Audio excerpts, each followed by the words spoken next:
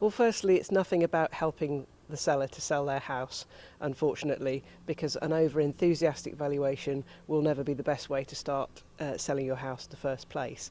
It's all about winning the instruction, and you can have really good, competent, thorough agents who work hard to find the right valuation to start to promote your property, and then there are others who just stick a finger in the wind, have a guess and hope to get it near right, but flattering enough to persuade the owner to give them a chance at selling their house for an inflated price.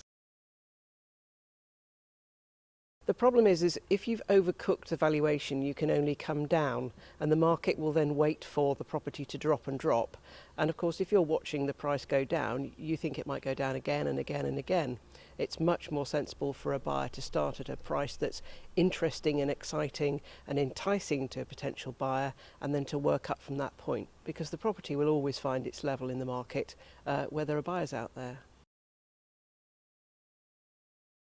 Well, there's obviously two price points for a property. One is the valuation of what it's actually worth, and the other is the price that you use to start marketing the property. And it's really important to do that right. And that means looking at the wider market, it means looking at comparables, it means doing your sum, valuing the plot, understanding the build cost of the house, and then obviously it's pitching the market and how it looks amongst other properties that are for sale at the same time.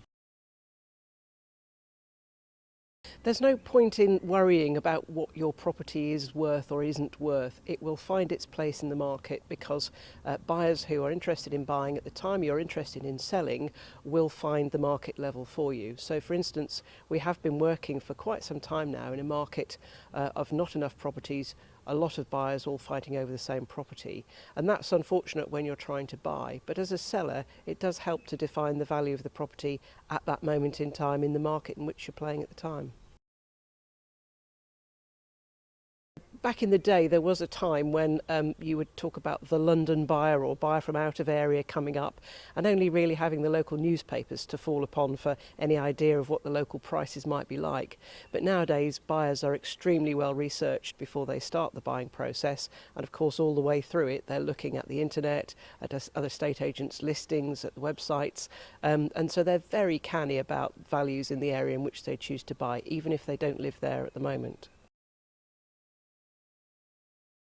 First of all, do your own research and have a look on the websites and on the internet just to see who's doing what, who's selling well in your area. Make sure that when you have them out to your property, you question them about how they reach the values. Just see if they've done their homework. Get a sense of whether or not the information that they're giving you is well researched and thought out, or if it is unfortunately just the finger in the wind. Most importantly, make sure that the agent that you've chosen is going to be the one who is going to work with you for the next few months. So it's got to be someone that you trust and feel has done the job properly for you in the first place, because that will give you a good indication as how they will work with you as the sale progresses.